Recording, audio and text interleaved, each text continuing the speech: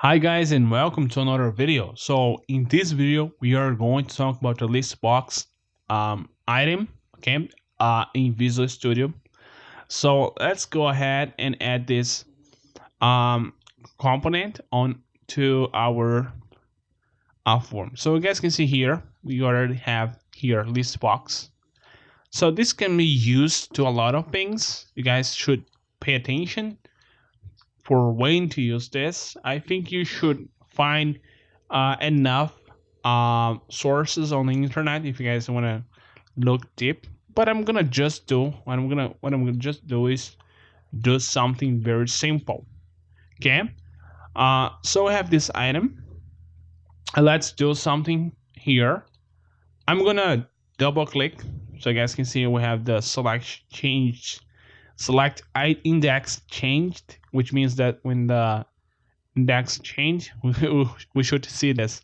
So this is very similar to a combo box, but the main difference is that the entire list is shown uh, already. Okay, so you see the entire thing being shown on the screen or on the form, okay, on the window.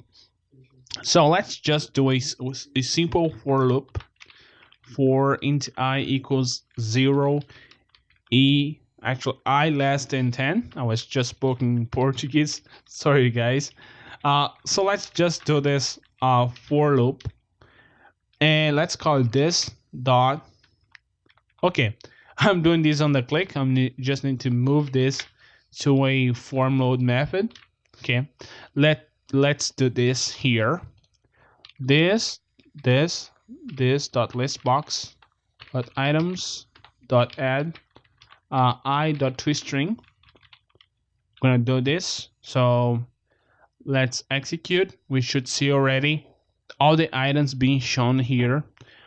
We also have the scroll function, so you can select various files. Okay, this can be used for a lot of things, especially a music player, or a image editor. There's so much ideas that you guys can should use this.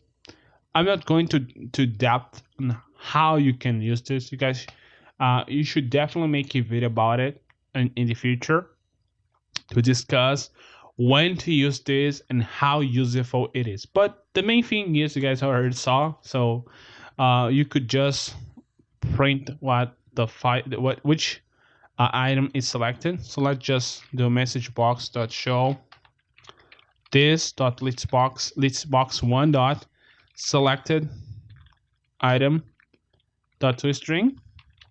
Okay, let's just do that.